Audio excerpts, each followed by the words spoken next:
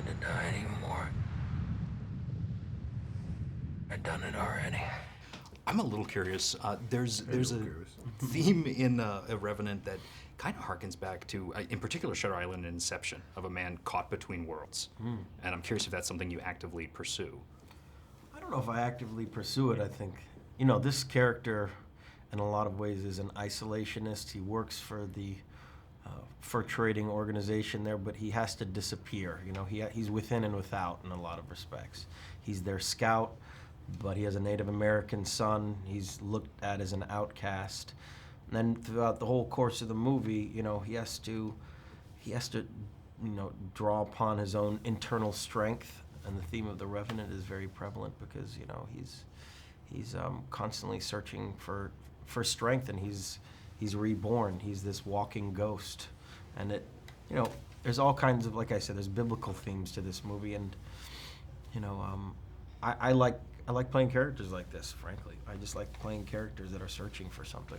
It sounds like some pretty harsh filming conditions. Can you tell me a little what that was like? Yeah, it really wasn't too bad. I mean, the hardest part was, of course, in December when it got to -40 and the cameras wouldn't work to that point. So it was, it did get to that point, but it was just every day just a blessing to be in that weather. And, you know, when I couldn't feel my hands, I was just like, this is so great. This is awesome. You went to the point where you're taking your body into such taxing environments where the fact that you know that you can do that and you can push yourself that extra step further, you know, it just feels so rewarding to be able to see my work finally and see that it all came out very well. I would have His job was appreciated to a say- text like Yeah, pack some yeah, woolly yeah. socks, you know, or something. Yeah. It'll be nippy out. XXX. Would have been Weird. perfect. No, that wasn't Alejandro's job. Alejandro's job was to challenge everybody and to push people to their limit. And then it was other people's job to make sure that we were safe and, you know, while we were doing it. He said what he wanted, and then everybody tried to find a way to make that happen. So yeah, we got plenty of advice from other people. These dream sequences were heavily talked about with Alejandro and myself because you're kind of representing a character that has absolutely lost everything, all will to live, but his life force is pushing him onwards, and it's almost a love story with something that's not there. He's trying to, you know, resurrect things that do not exist in his life anymore, but he's drawing upon those relationships to continue to persevere under the harshest conditions.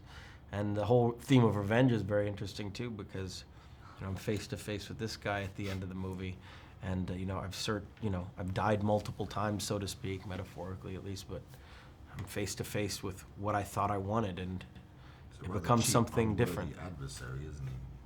One of the very powerful things I thought about that adversary is the sense that he's been through a lot himself, and you sort of understand where he's coming from.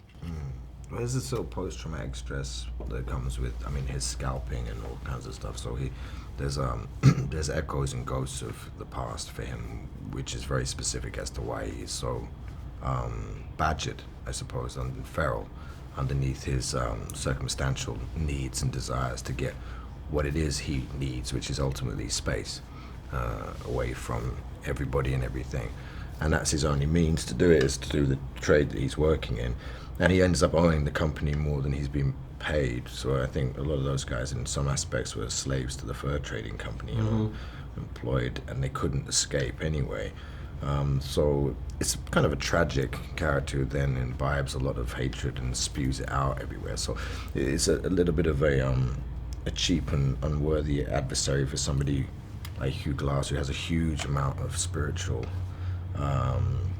payoff in some aspects in expectation of revenge, when really what he's faced with is just some rather desperate and sadly wretched, pathetic character on the ice, who in another world may not be that dissimilar to Hugh Glass. You know, they're not too far from one another in many aspects. It's just circumstances put them where they are. So as a revenge tale, it's pretty disappointing in some aspects, which is interesting as to the nature of what revenge and the payoff is for it on a human level. Does that make sense? Oh, yeah. So is it really worth it? You know, and do you achieve what you set out, and the drive and the burning ambition to face the Buddha, as it were? And then when you meet it, it's kind of like, meh, meh.